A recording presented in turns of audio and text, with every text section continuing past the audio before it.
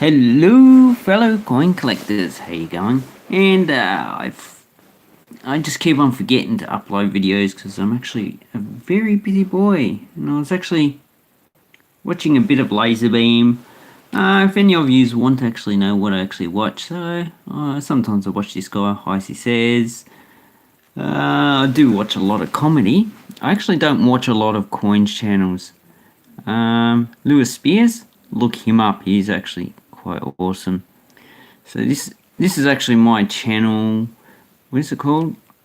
All About Stupid. So that's it. It's pretty stupid. Person I love is Filthy Frank. If you get offended easily, don't watch him. Sora the Troll. He's awesome. He's from Japan. I don't really watch Joe Rogan. Don't know who that guy is. This guy. If you want to know about finance and about housing problems and a lot of stuff, watch Walk the World. I actually quite like it. But I'm getting distracted actually. So what we were talking about today is error coins I've actually purchased and also got from circulation. So I actually have quite a lot. I've been not getting mixed up with the other coins. But one error coin is actually quite common. It's not really an error, it's just an overstruck coin. And that is these Italian coins from 1918 to 1919, so it's over 100 years old. And damn. Focus. No, this is a stupid camera. Okay, so maybe it's just too close, that's why. So what you need to find on these ones is that is overstruck on this coin here. So these are copper nickel coins. So these ones were withdrawn from circulation and these ones were overstruck on these ones because they were an emergency issue. And actually can find the pattern of these ones on the background of this coin. So if we see, so you can see some of the lettering here. So it looks like an E there, and you don't actually see that much of the actual image. So just around about there. Also some of the lettering here, and that is and some of the lettering back there. I also have another one. Don't see much on this side, but no. If you're going to see anything, you'll see it in the field there. And here is another coin. So this one, you can see some of the image up there. But basically, if you see just like this, it's just pretty much only a few dollars. If you can actually see more of the image, okay, then it actually does increase the price. But I can actually see the old two. Let's see if I can actually. So the two, just trying to work out which way it's supposed to be. So I can actually see the actual two here. Looks like the 2 is there. And up the top is, so you can, oh no, there you go. I think I've worked it out. So the actual 2, okay, where's my pen? So the actual 2 starts here, goes around, you can see the 2 there. And there's the actual 0 there, so you can actually see the 20 on it. And if we look on this side, you should be able to see some lettering around there. What is on the other side? The other side actually had just the crown and had a star. So the coat of arms of Italy is the star, or the current coat of arms anyway. And you should be able to see reef. So you can actually see the reef around here. So if you get one of these coins with a lot of the image on it, they're actually quite expensive. So it's not an actual error coin, because it's actually a deliberate over stamping of a coin, which are, if you get Roman coins and that, they're actually done on quite a lot. They don't do it as much these days. They usually just destroy the coins and remount it, and just make the planchet again, then restamp it. So let's have a look at some of the other coins that I actually have. So if we get rid of the hair, so most of these are pre-decimal coins, so here you can actually see it quite clearly. This is our die crack, so you've got the die crack that actually goes all around there. And all of these coins only paid, most of them probably $1 or $2 per penny. So you just buy lots of pennies, you're going to get an error sooner or later, as long as you look at it. So die crack, this is actually not very uncommon to have it as a minor die crack, but this one's quite serious, so this one's actually a lot harder to get. And this one is a 1923, and on this side there's nothing on this side, so this one probably would have cost me about $1 to get. I think the only coins I've actually paid more than $1 are 1915 pennies. I think I paid about $2 or $3, and 1926, which I paid probably about $8. And let's have a look at this one. What's this one got? Me, Jacob, I have been fine. I was working today, so, and I go to school Thursday, Friday, so I was a bit busy.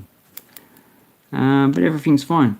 Okay, so this one also has a die crack, starting from George, going around, then it peters out, and then if we look around, you also got a die crack up the top of IMP, going towards the dot.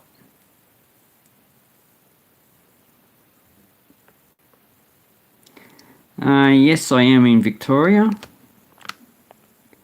Is there anything you want to know about the lockdown? I actually have never seen any police. So, haven't seen any police. There's no army around where I live. I think all the army's in the city centre. But yeah, everyone's just wearing their masks. Just trying to avoid everyone. Yeah, the lockdown sucks, but people dying sucks even more. Okay, so got die crack going around there. This one is another 1923. So obviously, if we compare them both, looks like they're actually they're from different planchets, because you can tell that the actual crack is actually different, especially on the V. So, okay. You guys are level 3 or full lockdown? No, we're level 4. So, level 4 means we can only go out if we have to go to doctors, if we go to work. Yes, I still go to work. If exercise, I think for about an hour, or there's something else, caregiving or something like that anyway. But anyway, let's not worry about that. So here we have another one. Can't remember why. I didn't actually write down why I kept these, but this is a 1920. Oh, that's right. There you go. This one is a planchet floor, flan floor. So planchet or flan is what the actual blank metal disc is before they actually stamp it. So this one is a fault, and it's actually starting to corrode.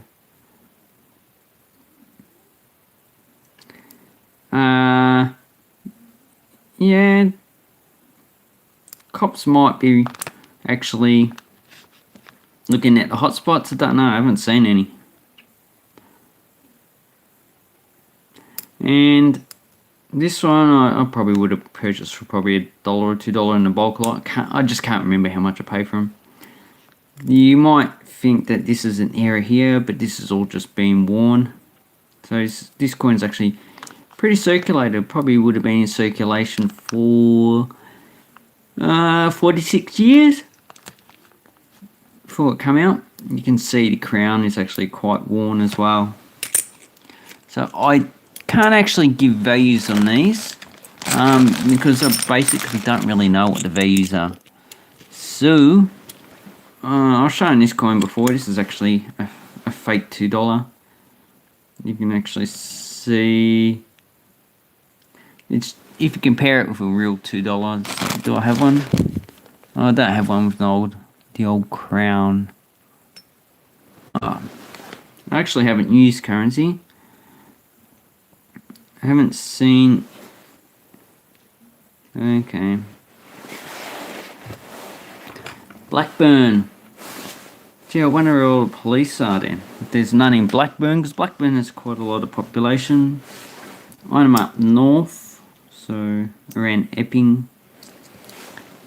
And no, I haven't seen that many around here either. Yeah, I was going to do New Zealand pennies next week. I haven't actually found any errors in New Zealand pennies or pre-decimal, so I've actually got quite a few. So here's my shillings 3D. I was going to do them tonight, but I just decided to do the actual.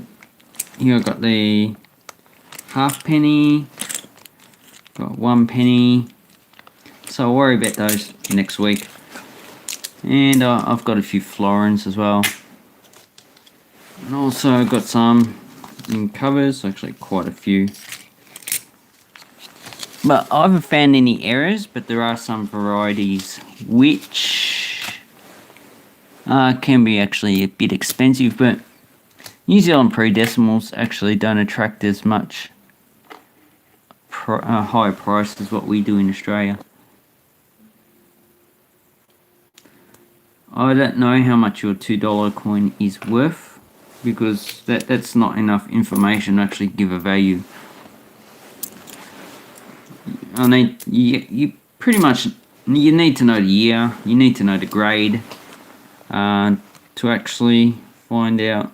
What's this? 2001. Why did I keep this one? I actually like this year. Oh, that's right. It's rotated. So if I put the 20 there. And this one is actually not a rare one, so you've got rotated. This is only slightly rotated, I think about 1 o'clock. So these ones would probably be worth about probably $1. Oh, this is a small head, which is quite common, so that's only worth 20 cents. Okay, another coin. So all these decimal coins I got from circulation. And the pre-decimal ones I would have got for a low price. So this coin here, we have a cud behind the kangaroo's back. So it's Kangaroo. Can't remember what they call it, backpack or something. I'll just call it Kangaroo anyway. Looks like a tumour. So these ones probably go about $3 or $4, I would say. I've seen them sell for.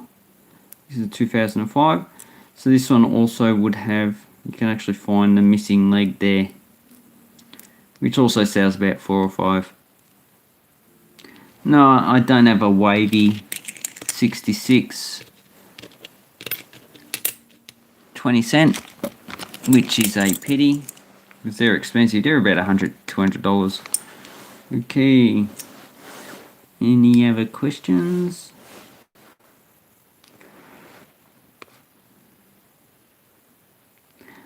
Yeah, you can actually.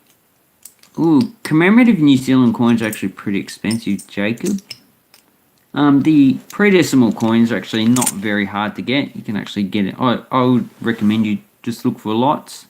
You just don't buy the first coin you actually get. New Zealand banknotes. I don't know that much about them, but I can actually try and find out some information.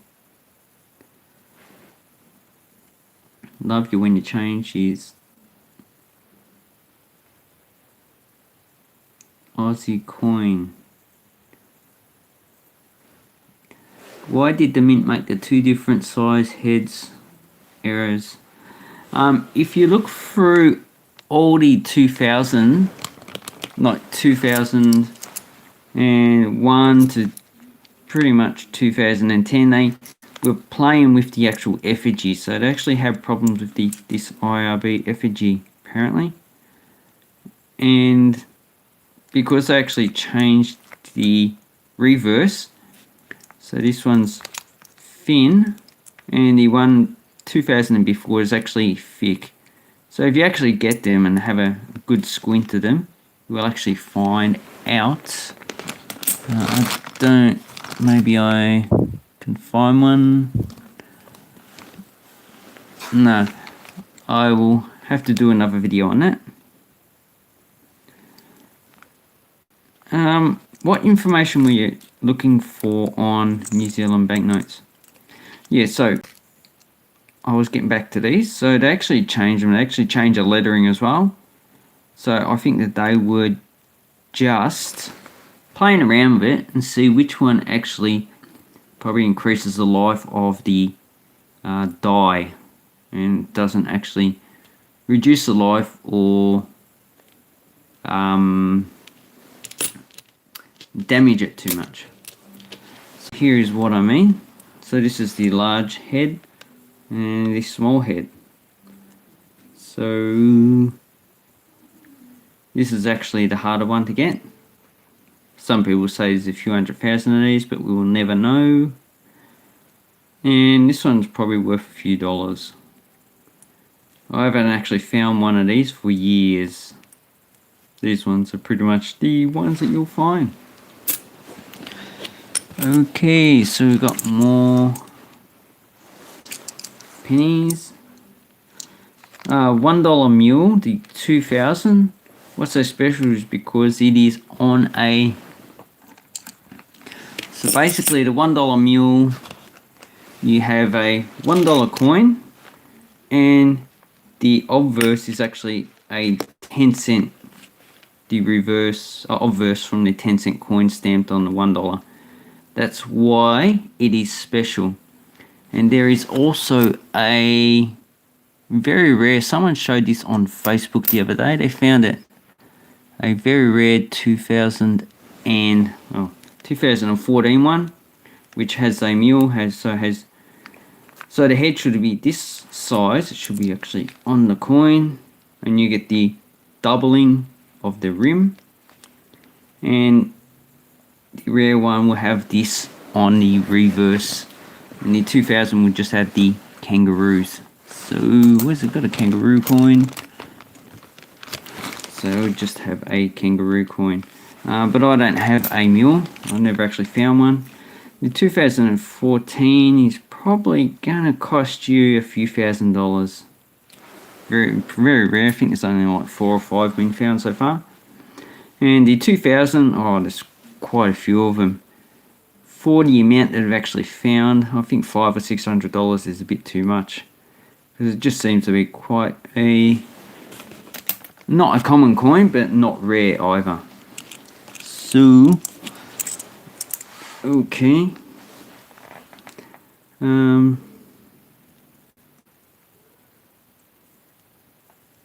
Okay, $1 Mule. Is it just the 2004? Yeah, the 2004 is the only year that actually has the large and small head. All the other years have the head the same size. So here's the 2001, here's the 2014. So those are pretty similar. You'll find that there's differences in the lettering as well. So, but if you look at this one, 2004, they're pretty much the same, but they just have problems. And this one's quite different. Also, the A's are, the top of the A's are cut as well. So That's a rotated one.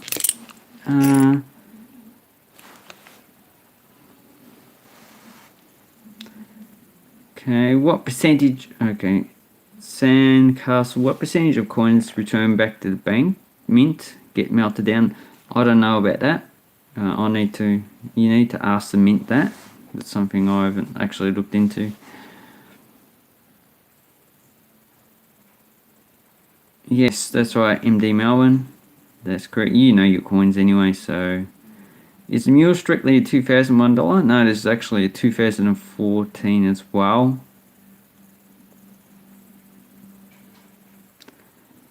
The mule will relate to any coin. So if I have like okay, so there's actually quite a lot of mules out there. There is a German mule. I don't have a 50 Pfennig, but here is a. So there's a German 1950 Pfennig with this Bank Deutschlander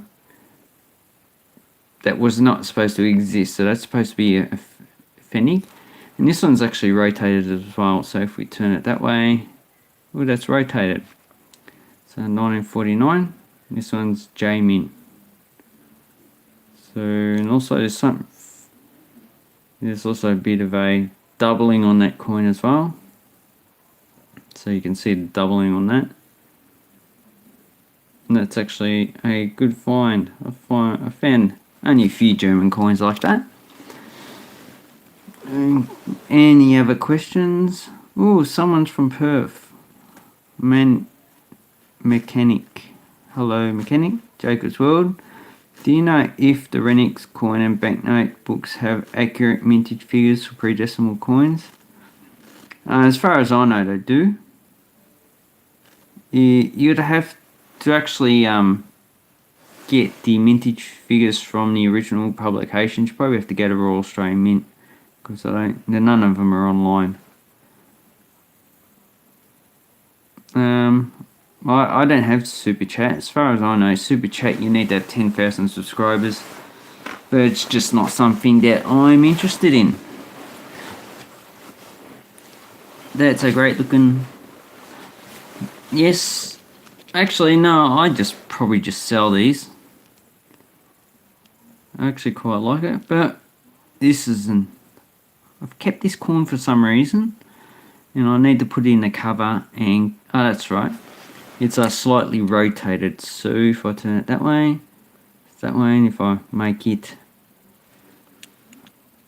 but slightly rotated is actually not really worth that much money. You need to have it a lot more rotated, like 90 degrees, so 90 degrees or 180, so upside down like the United States coins.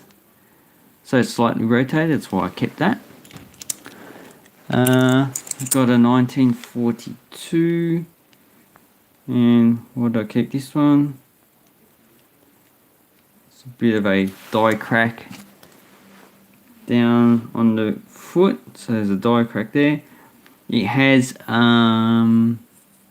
ghosting. So ghosting, it has the effigy of King George VI showing through. So that's what ghosting is. You can see the error on that one. This one's a flan floor. So that's worth a few dollars, probably about $10, I'd say. 152. So what else was the problem with this coin? I think it's just the die crack. That's why I actually kept it. So if you're wondering where you get these, you just buy bulk coin lots, and you'd actually get probably from 100 coins, probably one error. So errors on pennies are actually not that rare, actually quite common. So it's a 1921 with flan lamination peel. So flan, I usually call it flan floor, but a lot of people call it lamination peels in Australia. So that's why I kept that one. and that's probably worth $5 to $10. So here we have a 1935. Cannot remember why I actually kept this. If we look on this side, no, I'm not too sure. I need to examine that. There's a reason why I kept it. Obviously it's very fine except for the damage on there. I'll probably categorize it as fine actually, because there are lots of scratches. I've kept that for a reason I can't remember. So here is, okay, so this would have been damage to the actual die, and it's come through on the actual coin, so that's why I actually kept that one. 1920, as you can see, 100 years old, quite well circulated. So this would probably be because it's been in circulation for about 40 years. So 1966, these probably would have still been common in your change. Okay, then we got some decimal coins. So this one is 2006. So I kept this one because it's actually for the damage to the coin. There's too much missing on the actual hair. So if you see this coin, so that's the same amount of damage, but you can see a lot of the detail on the hair. So this one is a dye fill where grease has probably gone into the actual dye itself and the image has not come through. So that's why I kept that one. And you can actually see a lot of errors, dye cracks there. Okay, so here we have a 2007, and this one actually has doubling on the 50, but this is actually not a very uncommon thing that happened in 2007. Now you can get it all the way up to 2015, but this one actually is quite pronounced. So you can see the doubling on the foot, the kangaroo, on the shield. This is because the actual die is actually degrading, so it's actually breaking down and getting damaged. And this is when they actually need to replace it. So let's have a look at the next coin. Did I show this one? 1926. This one has a thickening of the 0, so that's probably why I kept that. It would have been the actual die getting damaged. Do I have anything else? No. So that's basically what that coin is. And then we have the 2015. Any reason why I kept that? No, not too sure. No, I need to look at that again. So this is a good reason why I should actually mark your coins on what the actual error is, because you don't know. So this one, this one I showed before. This one's not issued for circulation. Commemorative coin. Someone's just spent it. It's got the Melbourne Mint mark. And this is the Anzac ones. So there's actually, I think, about 3 or 4 of these. 1999.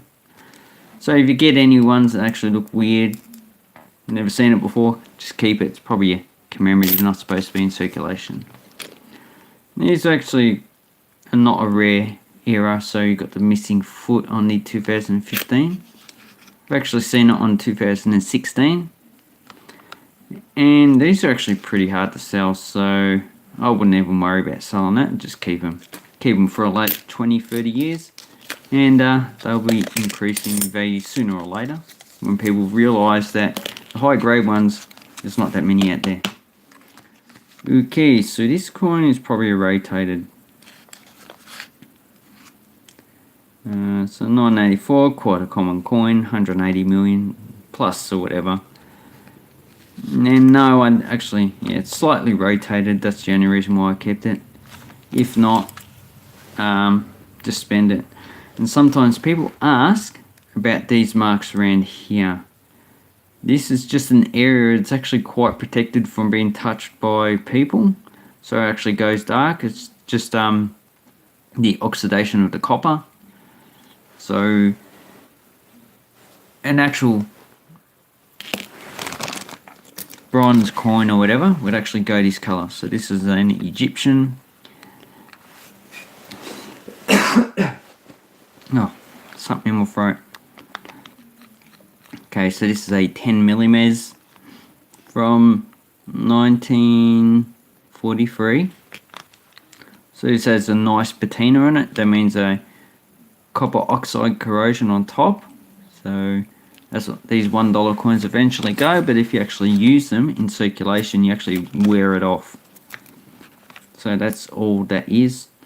Adds no value to the actual coin at all. You can see it on this side as well. And that's what that is. So this one's probably also rotated.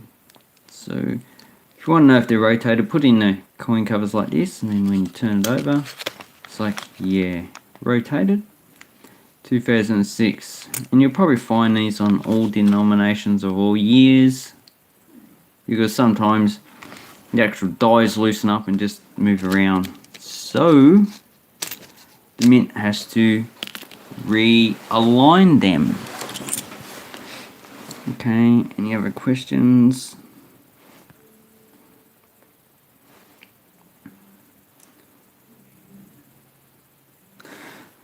Robert, no, I don't actually do any swaps, so I won't actually do that.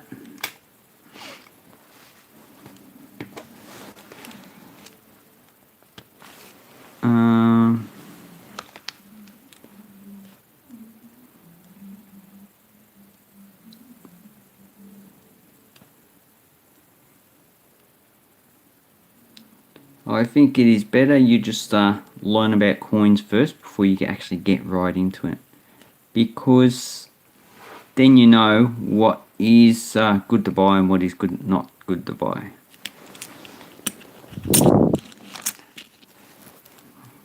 This one has so let's have a look at another penny coin. So you can see the actual pour. So this looks like it's actually enlarged, and it looks like it's got trough.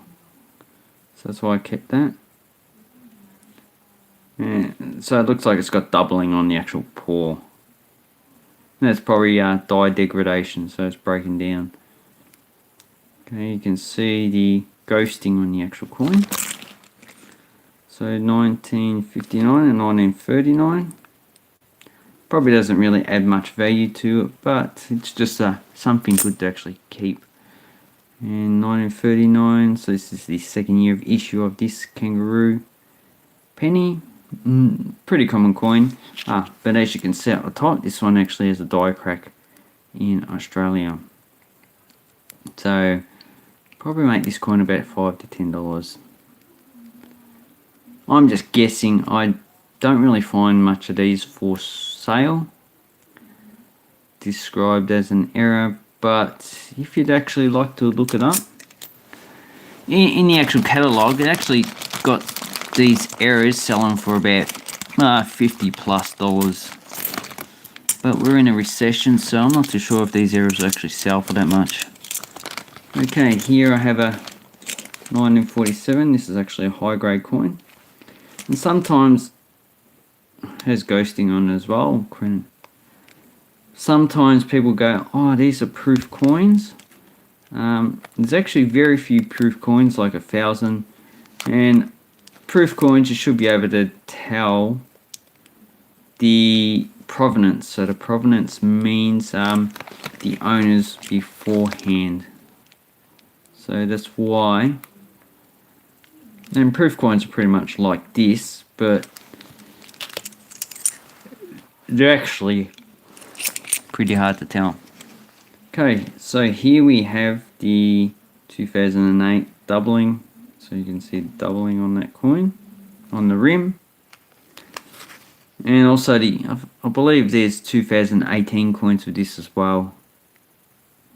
Where is it? 2019. So it's not a rare error, and because they're actually quite a common coin, it doesn't increase the value, but they're actually a good error to actually keep anyway. And here we have another one. So this one is another 1919 with the die crack. So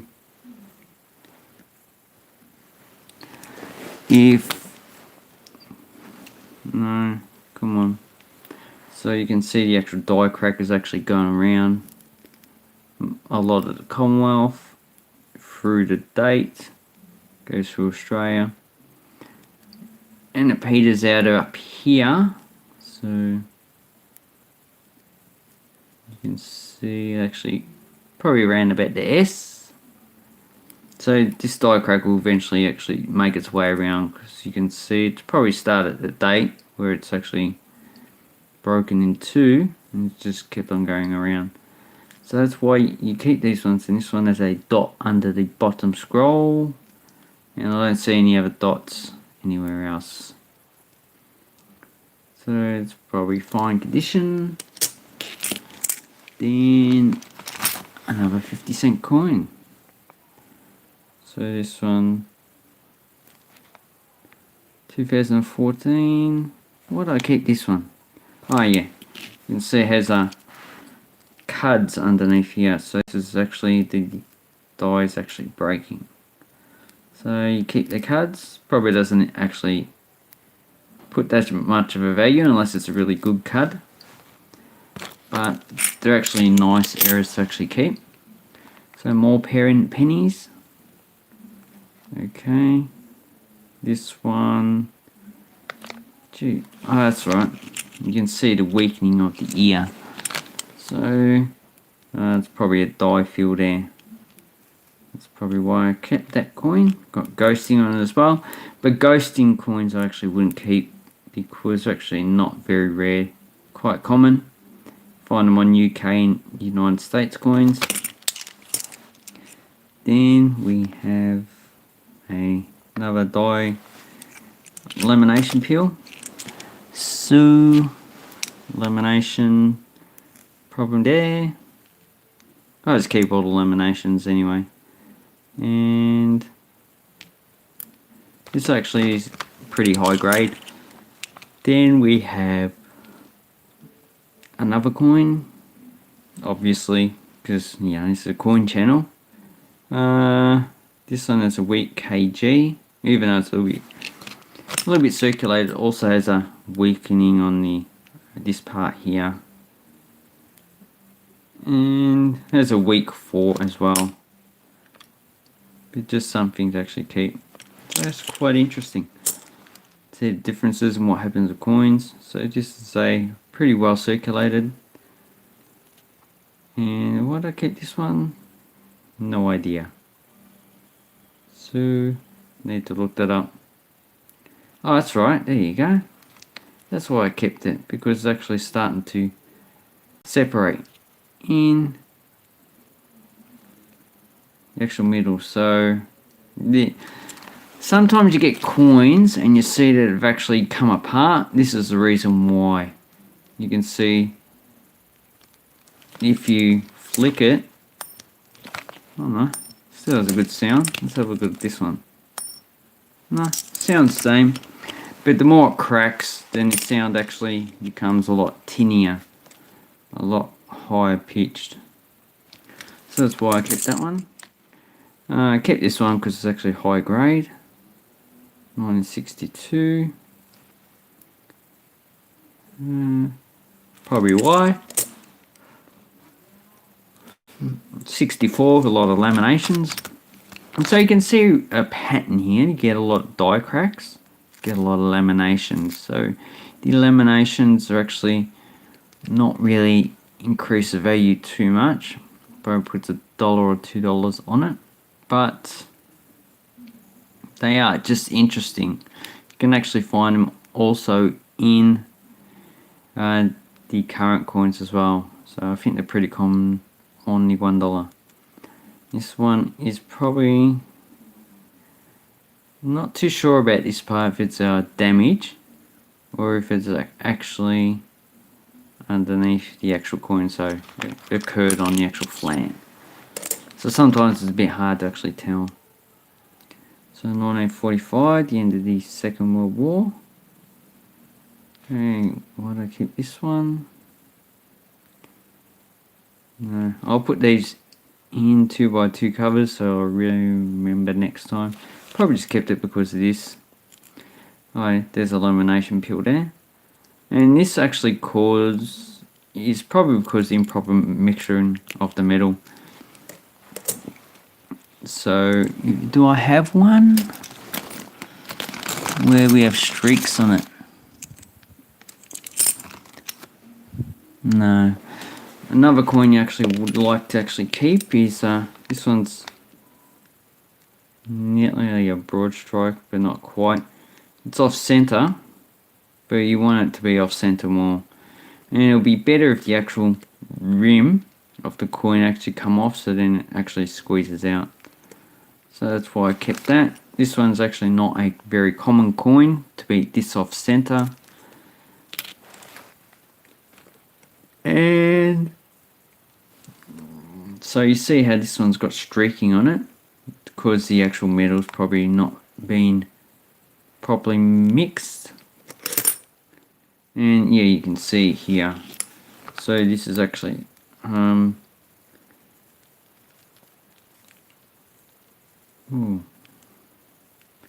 so improper mixing of the metals caused the lamination peel, and the metal is actually flaking off this coin. So that's what is actually happening to that coin. Now let me get some more modern coins and see what else we can find. See, I've got too many, I actually can't go through them all. I haven't shown any Frippins coins, haven't I? Have I shown any? Are these all Australian? Here's my bag with actual foreign coins. I think I've shown this before. So I've got Botswana, I've got Italy, got a few old German ones. But here we have a Frippins. This probably is doubling or die cracks. Or maybe it has a weakness in the center. So this is actually very common. Wouldn't actually increase the value. But it looks nice just to have one or two in your collection. Here is another one. So, this one has, not too sure if that's actually been infill or it's just worn. It's a bit hard to actually make judgment on this one. So it's missing the reef down the bottom. If we turn it, it's also slightly rotated. So if I make it like that again, turn it around, it's a rotated coin as well. And this is the one you actually want to collect. So this one's worth a few $100s. And if you see here, you can see it's actually gone out of the actual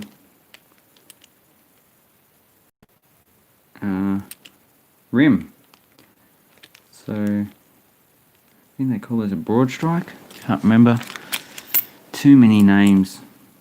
So it's a 2009. Oh, not issued for circulation.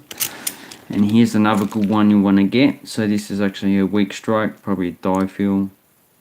For the amount of damage on the coin, this one is, I actually should put that in the cover. I'll do that now. This one doesn't have much of an image.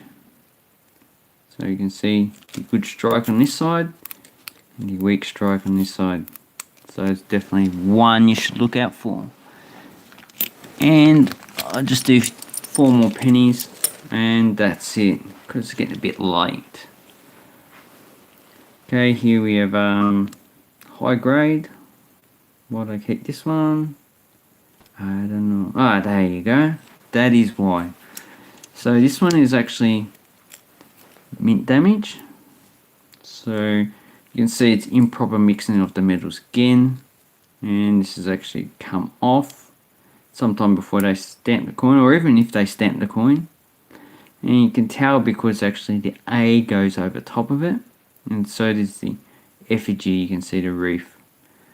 So that's a weak strike, and that's definitely a good coin to actually get for $1. So that's what you actually be looking for if you're buying bulk lots of pennies.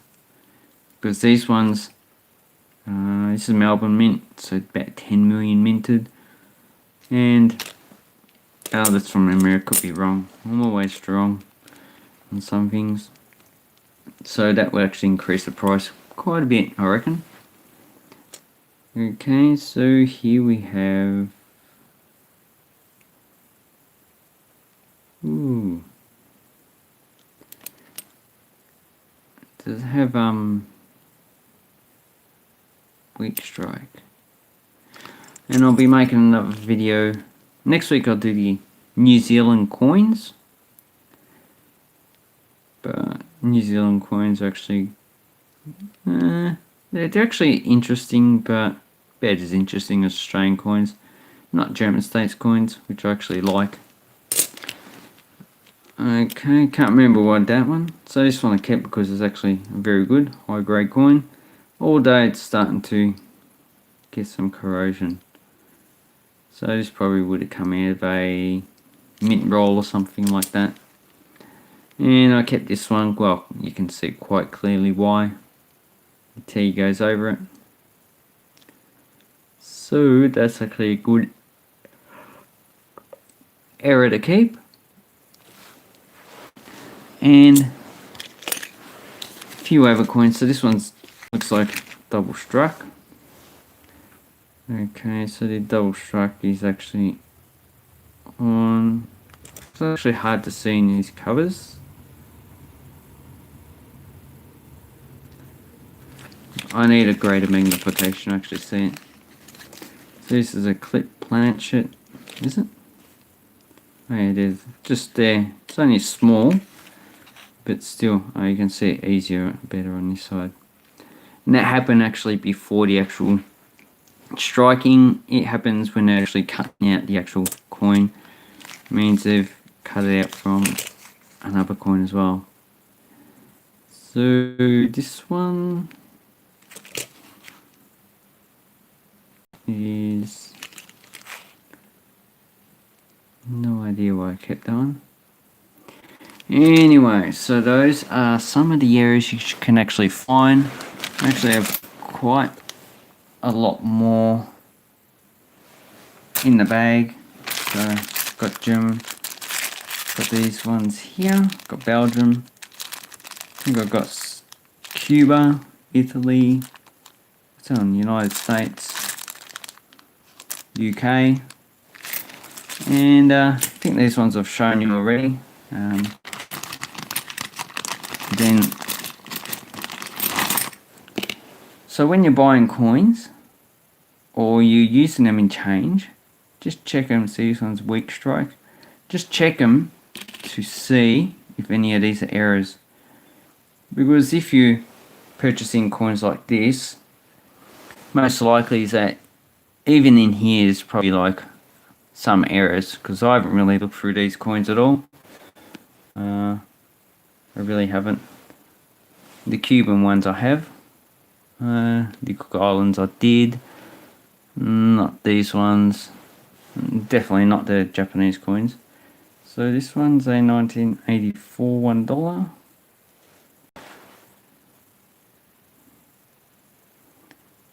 Not too sure why I kept that. I'm probably... Actually, this is one of my favourite $1 coin. That's probably why I kept it, because it's just my favourite $1 coin. But, just too many coins and errors to actually go through. And these ones I actually have to make videos on later. So, this will be enough for another year. Just in world coins. Got a lot of UK coins actually do as well. And hopefully my studying goes well. I need to finish that tomorrow. Anyway, I'd like to say thank you very much for watching my video tonight. I hope it was informative in what you can actually find in errors in pre-decimal and decimal coins. And also have an awesome coin. And why did I keep this coin? 1974. I kept it for a reason, but generally if they're in this condition, should just spend it. Anyway, have an awesome coin and banknote collecting time, and thank you very much, and keep safe out there.